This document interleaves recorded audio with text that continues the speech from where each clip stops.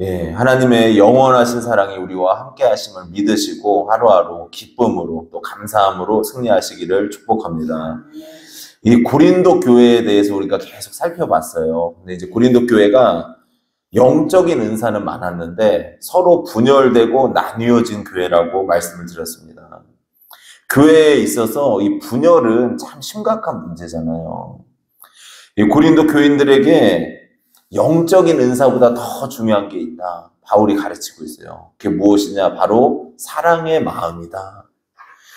우리도 우리의 삶을 살아가면서 날마다 이 사랑의 크기가 커지는 귀한 삶이 되시기를 주님의 이름으로 축복합니다.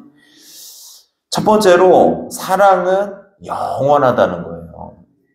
우리가 이제 결혼을 하거나 또 사랑하는 사람을 만났을 때, 연애할 때, 그때 뭐라고 이야기를 합니까?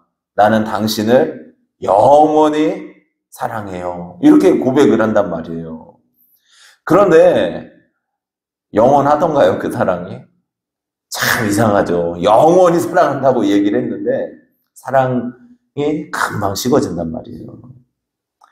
또 영원히 사랑한다고 고백하는데 우리의 죽음에는, 우리의 인생에는 끝이 있잖아요. 근데 어떻게 영원히 사랑한다고 이렇게 고백을 할 수 있을까요? 그것은 무엇이냐? 마지막까지 이 사랑은 남는다는 거예요. 우리의 기억 속에 남아있잖아요.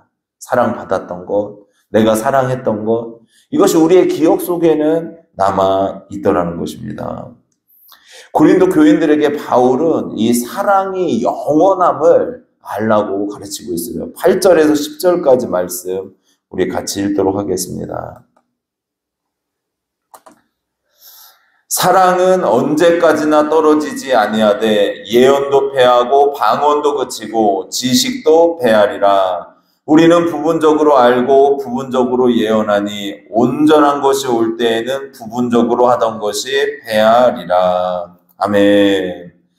예, 고린도 교회 교인들은 이 성령님께서 나타나셔서 은사를 주셔서 예언의 은사, 뭐 방언의 은사, 신유의 은사, 지식의 은사, 이런 것들을 막 부어주셨단 말이에요. 그러니까 그 은사가 있는데 이런 은사들 있잖아요. 예언의 은사, 또 지식의 은사, 이런 것들을 높이 평가한 거예요. 그런데 좀 작은 은사를 가졌어요. 그러면은 그 사람을 평가절하하면서 좀 약한 사람으로, 연약한 사람으로 취급을 했던 것입니다. 지식을 자랑하고 교만해지고 서로 나뉘고 말았어요. 근데 바울이 이제 이야기하는 거예요. 그런데 너희가 그렇게 자랑하던 지식의 은사, 너희가 그렇게 자랑하던 그 모든 은사들은 다 폐하여진다.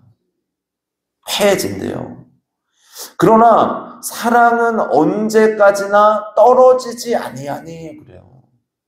그러니까 사랑은 계속 된다는 거예요.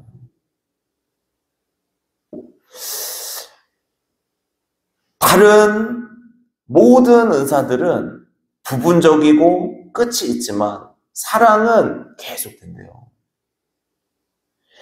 천국을 가잖아요. 그러면 천국은 뭐를 하는 곳입니까? 뭐 하는 곳일까요? 우리가 안 가봐도 잘 모르잖아요. 웨슬리 목사님은 천국은 하나님의 사랑을 우리가 꾸준히 알고 그 사랑의 깊이와 넓이를 계속 알면서 기쁨과 감사가 넘치는 공간이라고 표현을 하셨어요. 그러니까 사랑이 가득한 공간이라는 거예요. 천국에 갔는데 서로 싸우고 다투고 막 이래봐요. 그게 천국입니까? 천국 아니잖아요. 근데 천국은 서로 사랑 안에서 하나 되고 또 하나님을 예배하고 이런 아름다운 공간입니다. 살면서 사랑받은 경험들이 아마 다 있으실 거예요. 잊지 못할 사랑들. 제가 예전에 한번 말씀드린 적이 있죠.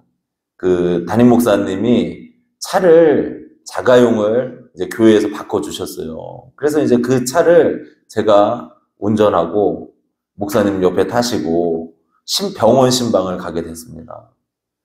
근데 이게 새 차니까 저도 좀 불안한 거예요. 차가 이제 뽑은 지 얼마 안 된 차인데 마음이 조마조마했어요. 이거 운전하기 싫다. 그런데 목사님이 하라 그러는데 어떻게 합니까?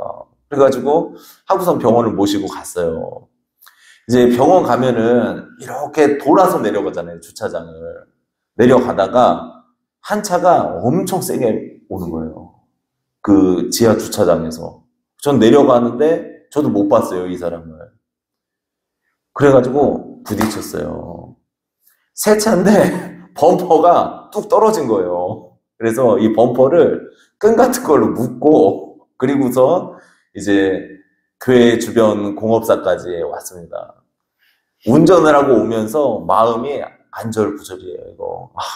너무 죄송하다, 미안하다, 이거 어떻게 하냐. 막 이 속 마음이 참 힘들더라고요. 목사님한테, 목사님, 너무 죄송합니다. 얼마 되지도 않았는데 제가 차를 이렇게 망가뜨려서 너무 죄송합니다. 그랬어요.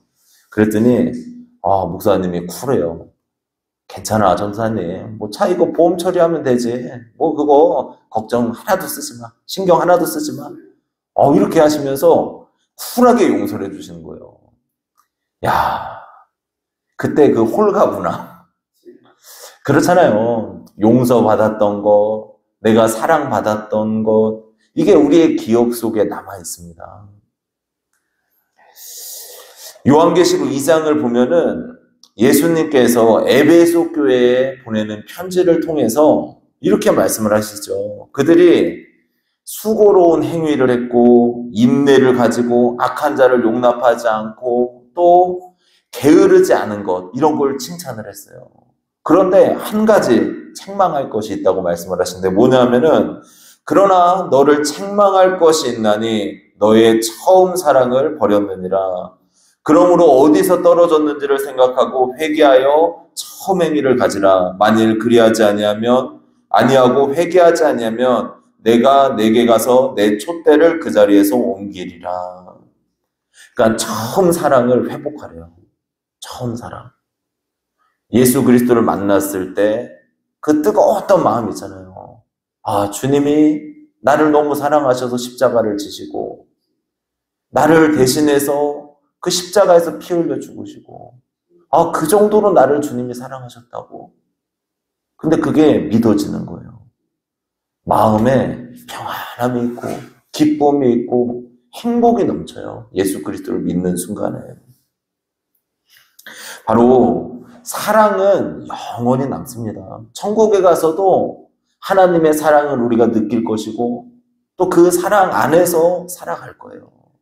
그렇기 때문에 성도는 약하고 연약한 사람들 있잖아요. 그럼 사랑해 주셔야 돼요.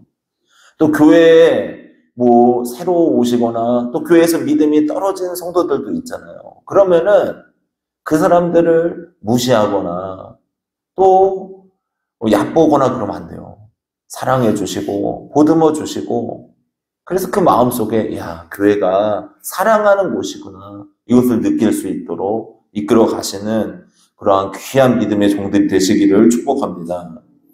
그리고 두 번째로 영적인 은사를 통해서 지속적으로 성장하고 성숙해야 됨을 증거하고 있습니다. 이 교만이라 그러잖아요.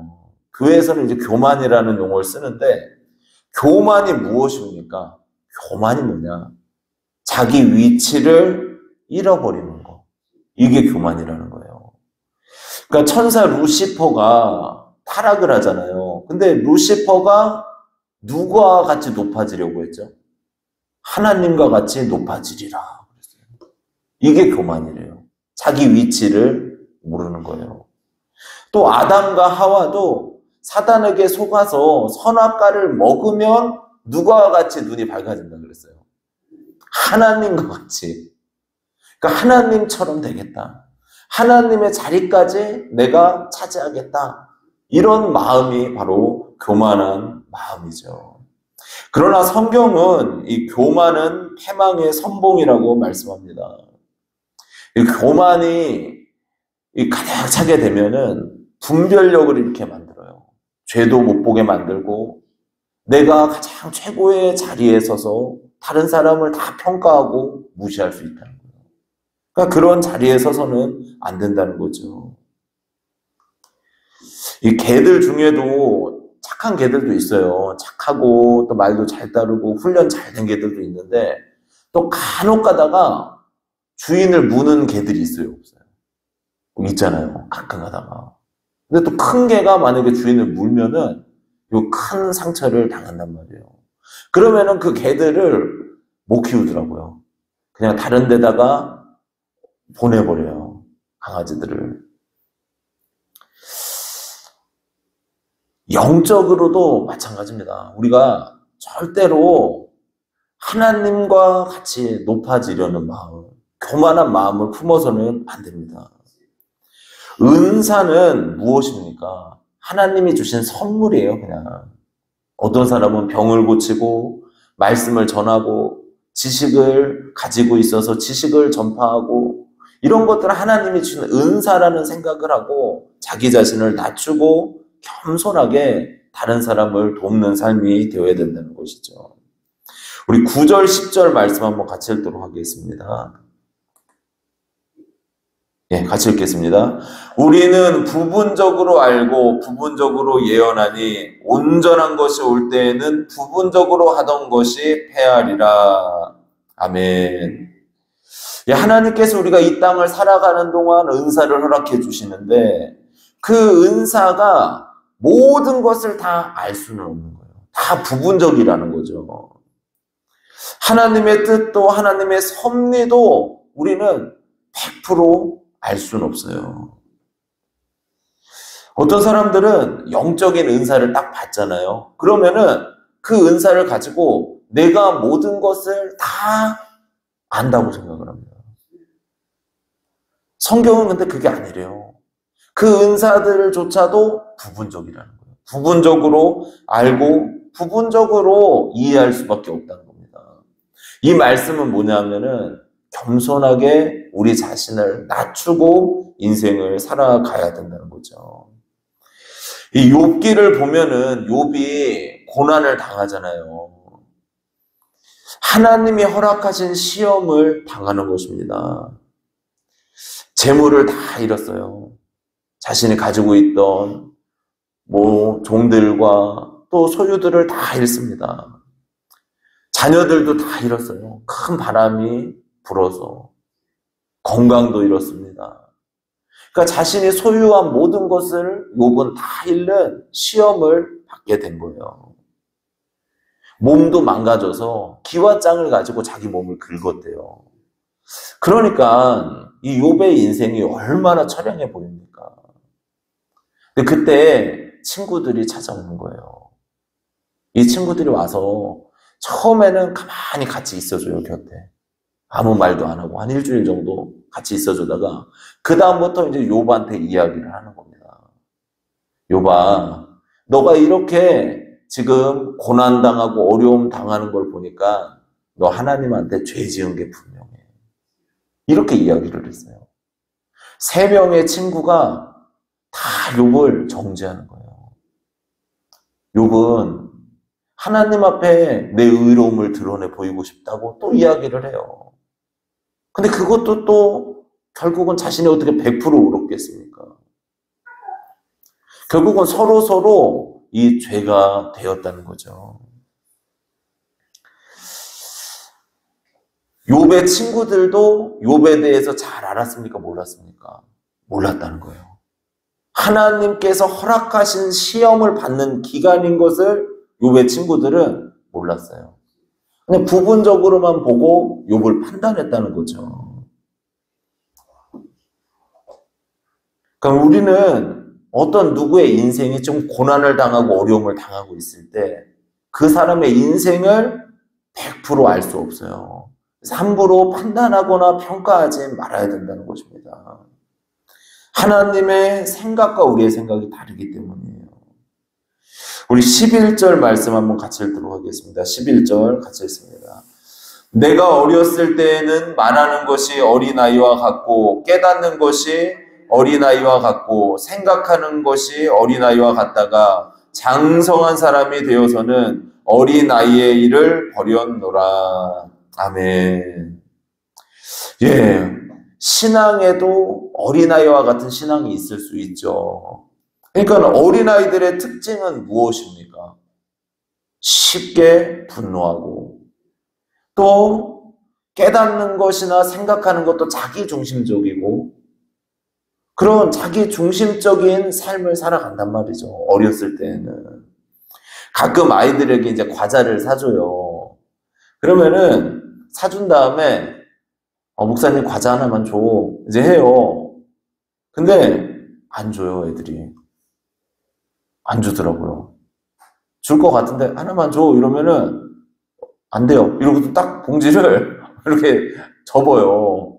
그래서 와, 내가 사줬는데 어떻게 안 줄 수가 있냐. 이제 이런 마음이 드는 거예요. 근데 어떤 애들은 또 머리가 좋아요.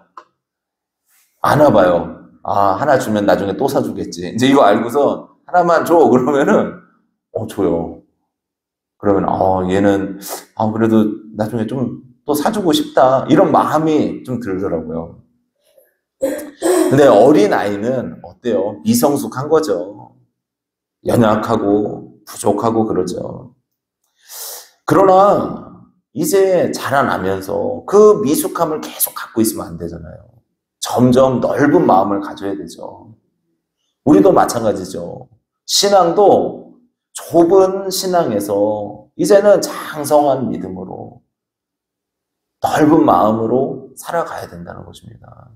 그러니까 부분적인 것으로 판단하고 정죄하고 이런 인생이 아니라 그냥 넓은 마음으로 보고 하나님의 관점을 가지고 하나님의 시야를 가지고 영혼들을 대하는 귀한 삶이 되시기를 주님의 이름으로 축복합니다. 그래서 결국 마지막으로 자기 중심에서 벗어나서 넓은 마음을 품고 살아가야 된다는 거예요. 어느 누구나 자기 중심적이 될 수 있습니다. 그래서 이 속이 좁은 사람을 뭐라 그럽니까? 밴댕이 소갈딱지라 그러잖아요. 이 밴댕이 그때 말씀드렸죠. 작은 물고기인데 이 물고기는 건지면은 성질이 급하대요. 그래서 파닥파닥 하다가 바로 죽는데요. 너무 성격이 급해가지고. 그러니까 이 좁은 마음, 막 급한 마음, 이런 마음을 갖고 있으면은 다른 사람들을 대할 때도 넓은 마음이 아니니까 자꾸 판단하고 정죄하고 비난할 수 있다는 것이죠. 우리의 시야가 넓어져야 됩니다. 사랑의 크기도 날마다 더 커져야 될 줄로 믿습니다. 그래서 13절에 뭐라고 말씀을 합니까? 우리 같이 읽겠습니다. 그런즉 믿음, 소망, 사랑 이 세 가지는 항상 있을 것인데 그 중에 제일은 사랑이라. 아멘. 믿음도 있어야 되고 소망도 있어야 되고 다 있어야 되는데 그 중에 제일은 뭐라는 거예요? 사랑이다. 사랑이 있어야 된대요. 사랑이. 사랑이 뭡니까? 지난주에 살펴본 것처럼 사랑은 오래 참고 오래 참아주는 게 사랑이래요. 그 사람이 부족하고 연약해도 오래 참아주는 게 사랑이고 사랑은 다른 사람에 대해 용서해 줄 수 있는 마음이 되는 거예요. 하나님이 우리를 사랑하시는 거 믿으시나요? 믿으십니까? 하나님이 우리를 사랑하시는 그 사랑이 내 영혼 안에 넘쳐야 돼요, 사실. 예수님이 나를 사랑하시는 그 사랑과 은혜가 나의 마음에 가득 차 있어야 돼요. 그래야지 용서할 수 있어요. 그래야지 미운 사람들도 다시 한번 그 사람 불쌍하게 볼 수 있어요. 그런데 내 사랑으로 누군가를 용서하려고 하잖아요. 안 돼요. 저도 마찬가지입니다. 저도 내 힘으로 누군가를 용서하려고 하면은 안 되더라고요. 그냥 화나고 분노가 나고 이래요. 그런데 하나님의 사랑이 충만하게 임할 때가 있어요. 예수님이 나를 이토록 사랑하셨는데 그분이 나에게 은혜를 이렇게 주셨는데 그 넓이와 깊이가 깨달아지는 그 순간에 맞아. 그 사람 내가 용서해야지. 내가 사랑으로 대해야지. 이런 마음이 되더라는 거예요.